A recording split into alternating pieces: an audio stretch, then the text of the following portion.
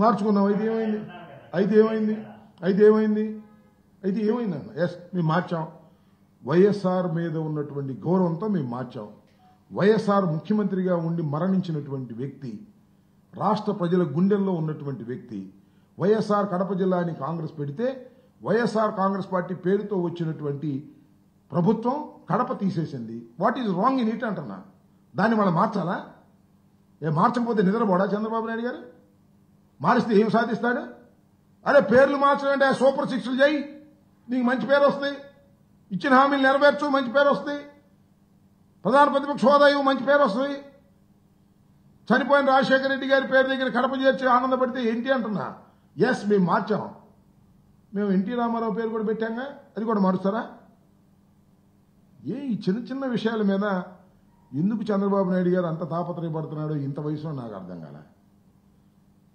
ఇంకా అసెంబ్లీ సమావేశం ముగిసిన తర్వాత తెలుగుదేశం పార్టీ సంబంధించిన శాసనసభ్యులు, మంత్రులు మంచి సాంస్కృతిక కార్యక్రమాలు నిర్వహించారు.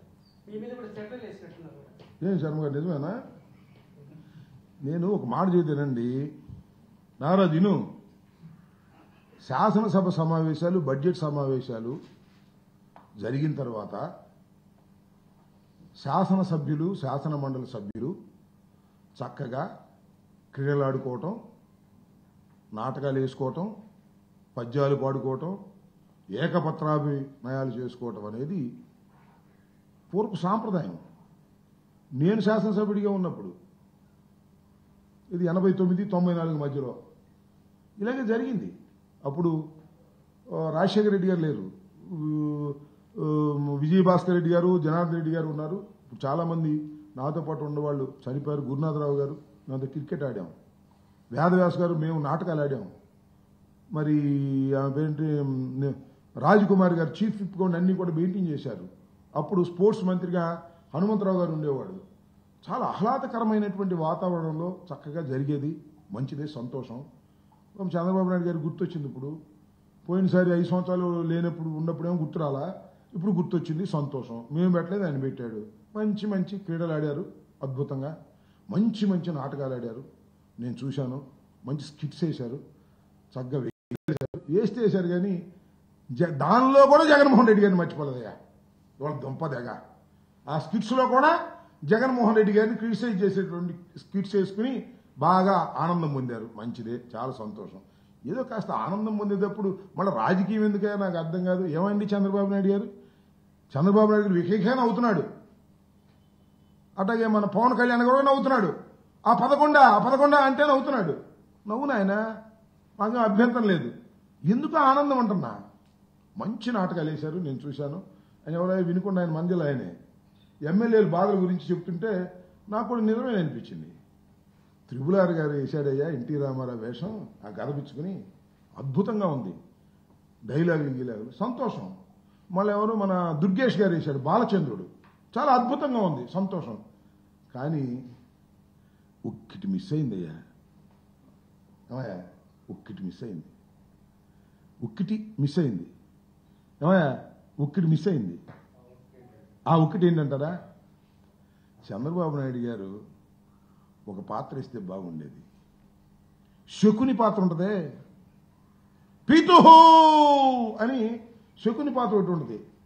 అసలు మీరు ఊహించండి, మన త్రిపులార్ గారు దుర్యోధనుడి పాత్రకి ఎంత చక్కగా ఫిట్ అయ్యాడో, బాలచంద్రుడికి దుర్గేష్ ఎంత బ్రహ్మాండంగా ఫిట్ అయ్యాడో, శకుని పాత్ర వేస్తే మాత్రం చంద్రబాబు నాయుడు గారు బ్రహ్మాండంగా ఫిట్ అయిపోయాడు. అసలు అనుమానమే లేదు. నేను కోపంతో చెప్పటంలా, శకుని పాత్ర అంత గొప్పగా ఉంటుంది భారతంలో కదా, అద్భుతంగా ఉంటుంది. అలాంటి శకుని పాత్ర ఒక చంద్రబాబు నాయుడు గారు వేసి ఉండేట్టయితే అబ్బో ఇవాళ సందడిగా ఉండేది అనుకో. మమ్మల్ని తిట్టినందుకు ప్రతిఫలంగా ఉండేది. సందు తిరిగినప్పుడల్లా మమ్మల్ని తిట్టేటటువంటి కార్యక్రమం చేసేవాడు శకుని గాక ఏమవుతాడు చెప్పండి స్వామి. అది నా అభిప్రాయం. సరే, అది ఇవన్నీ కూడా నేనేదేంటంటే ఇవన్నీ కక్ష సాధింపు చర్యలు చేసుకొనియండి, మళ్ళీ వచ్చి మేము పెట్టుకుంటాం. ఏముంది, ఏదైతే మార్చామో అవన్నీ మళ్ళీ మారుస్తాం. మేము రావడం ఖాయం. వాళ్ళన్నీ మారుస్తారు, చేతిలో ఉన్నంత వరకు మారుస్తారు. వైఎస్ఆర్ కాంగ్రెస్ పార్టీ వైఎస్ఆర్ డిస్ట్రిక్ట్ అని పెట్టారు, కడప తీశారు, కడప పెట్టారు. బాగా సునకానందం అనుభవిస్తున్నాడు చంద్రబాబు నాయుడు గారు. వైఎస్ఆర్ కడప జిల్లా, అంతకుముందు ఏముంది వైఎస్ఆర్ జిల్లా ఉంది. ఏం పోయిందయ్యా నాకు అర్థం కాలేదు. నువ్వు చెబుతున్నాగా నాకు బాగా ఫ్రెండ్, మా రాజశేఖర రెడ్డి మాకు చాలా ఫ్రెండ్ అని చెప్పాడా? చాలాసార్లు చెప్పాడుగా. నీ ఫ్రెండ్ మీద అంత కోపం ఏంటి? చచ్చిపోయి నీ ఫ్రెండ్ మీద అంత కోపం ఏంటి? నీ బుద్ధి అర్థం కావటంలా? వైఎస్ఆర్ జిల్లా అంటే ఆయనకి ఎక్కడో బాధ వేసింది. అందువల్ల వైఎస్ఆర్ కడప జిల్లా అంటే సమ్మగా ఉంది, సునకానందం అనుభవించమనండి, మనకేం అభ్యంతరం లేదు. చంద్రబాబు నాయుడు గారు ఆనందం కొద్దీ అనుభవించమండి. ఇవాళ ఆనందం అనుభవిస్తాడు, మన 4 సంవత్సరాల తర్వాత ఆయనే బాధపడతాడు. దొంగచాటుకి వెళ్ళి సంతకాలు పెట్టాల్సిన అవసరం ఏముంది? నాకు అర్థం కాలేదు. ఆయనే అన్నాడు, ఎవరు స్పీకర్ గారు, ఆయన పేరేంటి, చింతకాయల అయ్యన్నపాత్రుడు గారు, ప్రతిపక్షం దొంగ సంతకాలు పెడుతుందని. మరి ప్రతిపక్షం అది ఈమను, దొంగ ప్రతిపక్షం అన్నాడు ఎందుకు? వైఎస్ఆర్ కాంగ్రెస్ పార్టీ అనాలిగా. ప్రతిపక్షం అన్నాడు, ప్రతిపక్షం అది ఈమను. ఏదో మాట్లాడుతుంటే ఆయనకి అదిగా స్వామి, అసలు ఆ చింతకాయల అయ్యన్నపాత్రుడు ఆయన స్పీకరే కానీ నోటికి అద్దు ఉందా? ఏం మాట్లాడతాడో తెలుసా నీకు? ఇంతకుముందు ఏం మాట్లాడాడు చూశారా? అలా బ్రహ్మాండంగా మాట్లాడాడు కాబట్టి చంద్రబాబు నాయుడు గారు ఆయన కూర్చోబెడితే జగన్మోహన్ రెడ్డి గారిని రోజు తిట్టొచ్చు అనేటువంటి ఉద్దేశంతో, అయ్యా మాకు తిడుదురు, మమ్మల్ని పిలవండి, మేము వస్తాము, మాకు స్పెషల్, మాకు ప్రత్యేక ఇది ప్రధాన ప్రతిపక్ష హోదా ఇవ్వండి అంటే, ప్రధాన ప్రతిపక్ష హోదా ఇవ్వడంట ఆయన. ఇవ్వకుండా మీరు రండి మేము తిడతాం అనేటువంటి కార్యక్రమం చేస్తున్నారు. మీరు చూశారుగా. అచ్చెన్నాయుడు గారు అన్నారు, నేను ఇక్కడే ఉండాలి, ఇలాగే మీరు అక్కడే కూర్చోవాలి, ఆయన రావాలి. ఇదే శాసనసభలో. ఆయన పక్కన త్రిపుల్ గారు అక్కడ కూర్చోవాలంట, ఈయన ఇక్కడ ఉండాలంటే, ఇద్దరు పర్సనాలిటీస్ పెద్దవి కదా, ఆయన రావాలంటే కుమ్ముతారా? వస్తే పిచ్చి మాటలు మాట్లాడేటువంటి కార్యక్రమాలు చేస్తున్నారు. శాసనసభని దుర్వినియోగం చేసి ఒకరికొకరు డబ్బాలు కొట్టుకోవటం, ఒకరికొకరు గ్యాస్ కొట్టుకోసం, ఒకరికో డబ్బా, పరస్పర డబ్బా, సొంత డబ్బా, ఇతర డబ్బా, ఈ డబ్బాలు కొట్టుకునే కార్యక్రమంలోనే శాసనసభ అంతా నడిచింది. రైతులు డ్రామాలు వేస్తున్నారు, నాటకాలు వేస్తున్నారు, లేకపోతే క్రీడలు ఆడుతున్నారు, పక్కన అట్టబెట్టండి. రైతులు తిట్టుకోవటం, నేను చెప్తా, రైతులు తిట్టుకోవటం కాదు, రైతులు చాలా బాగా పొగుడుతున్నారు ఈ ప్రభుత్వాన్ని. ఎందుకంటే తిడితే కేసులు పెడుతున్నారని నిన్నెవరో ఒక వినుకొండ దగ్గర ఆయన నాగేశ్వరరావు యాదవ్ ఆయన మీద కేసు పెట్టారు. ఆయన ఏం చెప్పాడు తెలుసు, ఇలాగే మైక్ ఎవరో బీబోట్లు వచ్చి మైక్ పెడితే, బ్రహ్మాండంగా ఉందండి ప్రభుత్వం, అద్భుతంగా ఉంది సార్. అమ్మఒడి పడిపోవడం ఏంటండి, మాకు 5 రూపాయలు ఉంటే 5 పడిపోయింది అన్నాడు. ఎప్పుడు పడిందా? అందరూ పడలేదు అంటున్నారు. మాకు పడిపోయింది సార్. మరి ఫ్రీ బస్సు మాకు రోజు ఫ్రీ బస్సు వెళ్ళిపోతుందండి, రోజు వెళ్ళిపోతుంది ఫ్రీ బస్సులో. మా మిరపకాయలు కోసేవాళ్ళు కూడా ఫ్రీ బస్సులో వెళ్ళిపోతున్నారండి, వెళ్ళిపోయి మళ్ళీ ఫ్రీ బస్సు తీసుకొస్తున్నారండి. ఏమైనా మిరపకాయలు ఇద్దరు బాగుంది, బ్రహ్మాండంగా ఉందండి, 42,000 అమ్మానండి నేను కింటా అని చెప్పాడు. అంటే విమర్శిస్తుంటే కేసులు పెడుతున్నారని గ్యాస్ కొట్టడం మొదలెట్టారు. అద్భుతమైన ప్రభుత్వం ఇది, అమోఘమైన ప్రభుత్వం ఇది. చంద్రబాబు నాయుడు గారు ఇంకా 40 సంవత్సరాలు ముఖ్యమంత్రిగా ఉంటారు. ఏమైనా 40 సంవత్సరాలు ముఖ్యమంత్రిగా ఉండేదంటే ఆయనకు ఇప్పటికే 75 లేదండి. చంద్రబాబు నాయుడు గారు చాలా ఎక్కువ కాలం బతుకుతారండి.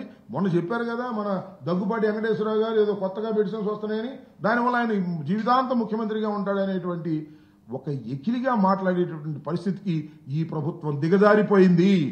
ఏ కార్యక్రమాన్ని కూడా ఈ ప్రభుత్వం చేయటంలో విఫలమైపోయిందనే విషయాన్ని ఈ సందర్భంగా నేను చెప్పదలుచుకున్నాను. రైతులు గాని, విద్యార్థులు గాని, పామరులు గాని తిట్టని వాడంటూ లేదు. తిట్టడంలో కొత్త పద్ధతుల్లో తిట్టేటటువంటి కార్యక్రమం చేస్తున్నారనే విషయాన్ని గమనించండి. తిట్టిన ప్రతివాడిని తీసుకెళ్లడం, బొక్కలేయటం, బెదిరించడం ఇలా చేస్తున్నారు. వినుకొండలో ఇదే సంఘటన జరిగింది. ఈ సంఘటనకి వ్యతిరేకంగా వైఎస్ఆర్ కాంగ్రెస్ పార్టీ న్యాయవాదులు వెళ్లారు, ఆయన బెదిరించుకు తీసుకొచ్చారని కూడా ఈ సందర్భంగా నేను చెప్పదలుచుకున్నాను.